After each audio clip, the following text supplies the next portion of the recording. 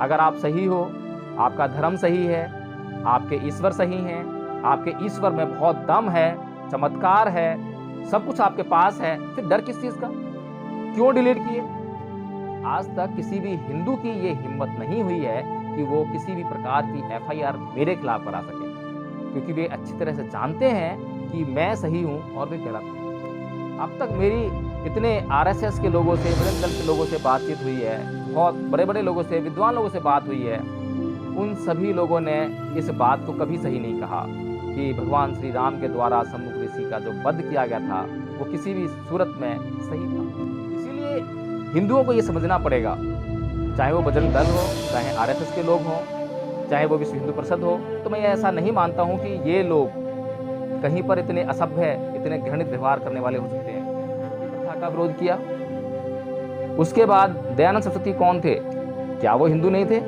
उन्होंने भी उस एग्जिस्टिंग हिंदू व्यवस्था का विरोध किया और अपना एक नया पंथ दे दिया, आर्य समाज का।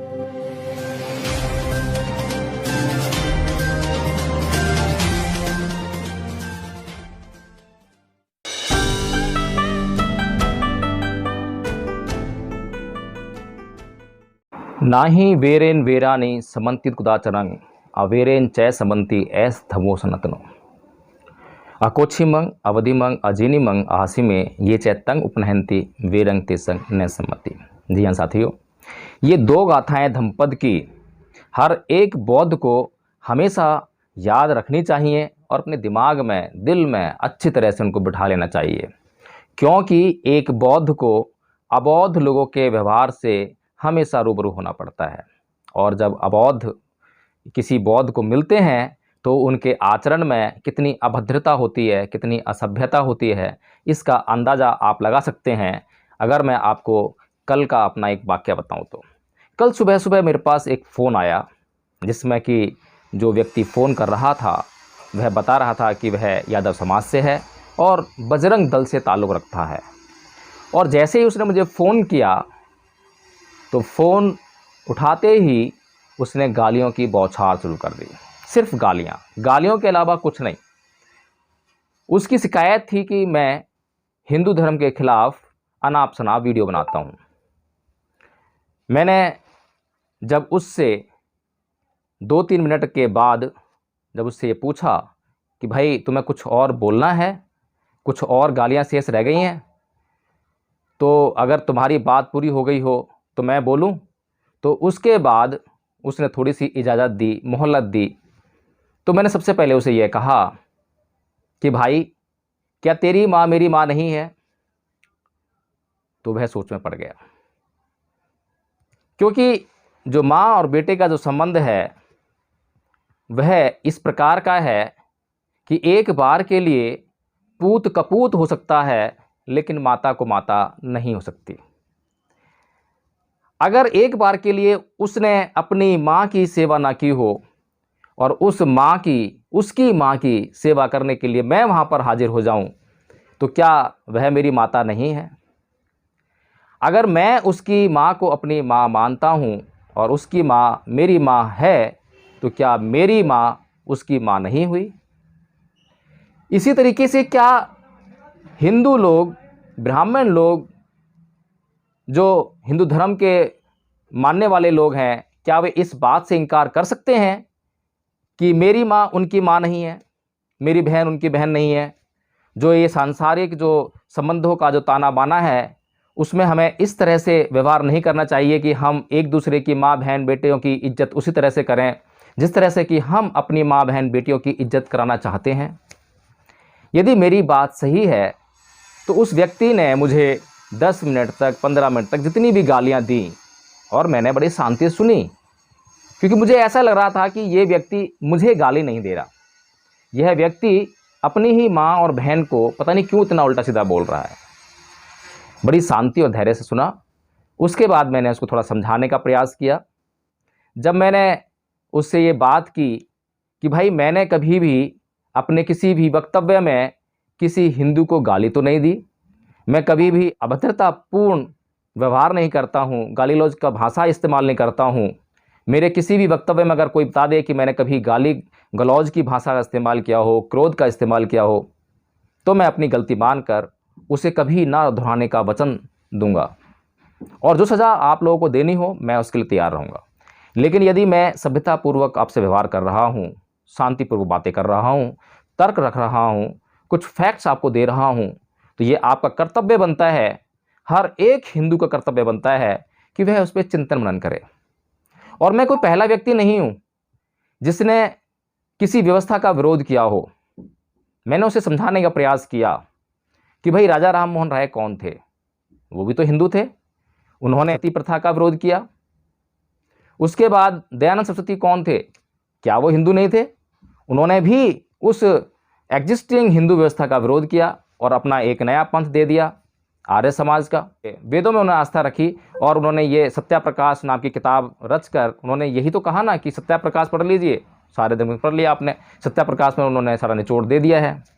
मैं यहाँ पर ये नहीं कह रहा हूँ कि दयानंद सरस्वती जी सही थे या उनकी लिखी हुई पुस्तक सही थी, मैं सिर्फ इतना बताने का प्रयास कर रहा हूँ कि जिस व्यवस्था का आकलन और विश्लेषण करने के लिए, मुझे इतनी गाली देने के लिए, मुझ पर इतना क्रोध करने के लिए कोई अपने आप को कष्ट दे रहा है, तो मैं पहला व्यक्ति हूं, ऐसा नहीं है। मैंने 2 दिन पहले एक लक्ष्मी नारायण नाम के व्यक्ति से भी बात की, बहुत अच्छे सज्जन व्यक्ति हैं, बहुत अच्छी तरह से बात हुई, लगभग 50 मिनट तक बात हुई और हमने खूब चर्चा की। हालांकि हम दोनों एक दूसरे की बात से अंत तक सहमत नहीं थे, चर्चा और लंबी होनी थी, लेकिन हमने उसको जो है वहीं पे रोका, क्योंकि अगली बार चर्चा कर लें, लंबी चर्चा करने का फ़ायदा कुछ नहीं है। लेकिन कहने का मतलब ये है कि अगर मेरे परिवार में कोई व्यक्ति गलत है या परिवार की व्यवस्था गलत है, तो उसको सही कौन करेगा? अगर हिंदू अपने घर की व्यवस्था को, अपने धर्म की व्यवस्था को, अपनी परंपराओं, अपने त्योहारों की परंपराओं को शुद्ध नहीं करेंगे, सही नहीं करेंगे, या जो गलत चीज़ें हैं उनको नहीं छोड़ेंगे, तो उनको कोई अनुसरण क्यों करेगा? क्या आप हमें अपनी गलत परंपराओं का अनुसरण करने के लिए कह सकते हैं? क्या आप हमें जाति सूचक शब्दों का इस्तेमाल करके भी हमें हिंदू बने रहने के लिए विवश कर सकते हैं? क्या हमें जो मनुस्मृति कहती है कि शूद्रों को धन नहीं रखना चाहिए, शूद्रों को शिक्षा ग्रहण नहीं करनी चाहिए, इस व्यवस्था के रहते हुए हमें वो व्यवस्था मानने के लिए मजबूर किया जा सकता है? हम किसी भी ऐसी व्यवस्था को मानने के लिए मजबूर नहीं हैं जो गलत है, गंदी है, घृणित है। इसीलिए हिंदुओं को ये समझना पड़ेगा, चाहे वो बजरंग दल हो, चाहे आरएसएस के लोग हों, चाहे वो विश्व हिंदू परिषद हो। और पहली बात तो मैं ऐसा नहीं मानता हूं कि ये लोग कहीं पर इतने असभ्य, इतने घृणित व्यवहार करने वाले हो सकते हैं। मैं ये मानता हूं कि ये लोग सभ्य होंगे।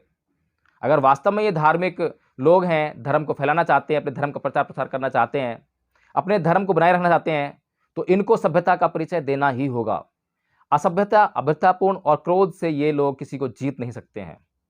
तो इसीलिए साथियों, जब मैंने उसे ये बताने का प्रयास किया कि मैंने किस चीज़ का विरोध किया है, क्या विरोध किया है, क्या मैंने गलत विरोध किया है या सही विरोध किया है, थोड़ी चर्चा करने की कोशिश की।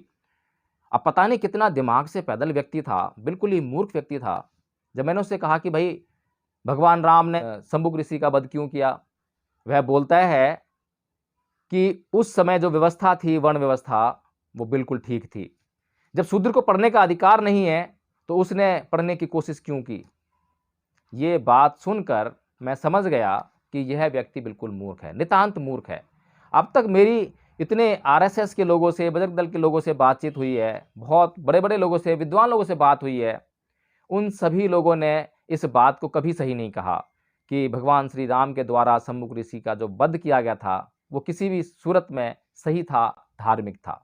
वे लोग खुद स्वीकार करते हैं कि ये तो गलत था, ये अन्याय था, ये व्यवस्था गलत थी और आज हमें उस व्यवस्था को छोड़ने की जरूरत है। वे तैयार हैं छोड़ने के लिए, बहुत से लोग तैयार हैं।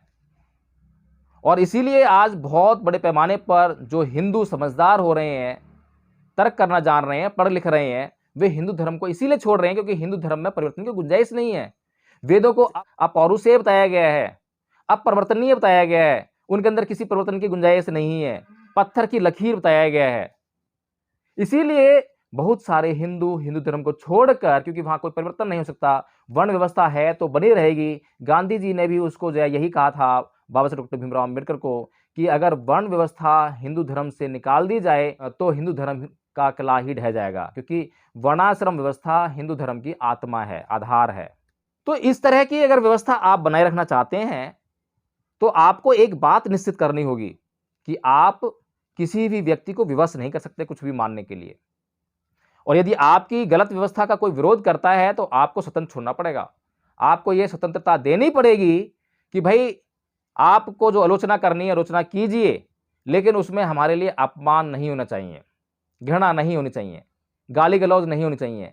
इन बातों को तो सुनिश्चित किया जा सकता है, लेकिन आप कहें कि आपकी कोई आलोचना ना करे, आपके जो तथ्य हैं, जो ग्रंथ हैं, उनमें जो कथा कहानियाँ हैं, उनको कोई पढ़कर उसमें चिंतन मनन ना करे, सोचे-विचारे ना, तो ये संभव नहीं है। अगर हिंदुओं की आज बहुत बड़ी आबादी बौद्ध धर्म की तरफ आकर्षित हो रही है, पूरी दुनिया में अगर लोग बौद्ध धर्म की तरफ आकर्षित हो रहे हैं, तो इसमें बौद्ध धर्म के कसूर नहीं है, बल्कि बौद्ध धर्म का गुण है। और मैं इस वीडियो के माध्यम से बताना चाहता हूँ कि मैं उस तरह का व्यक्ति नहीं हूँ।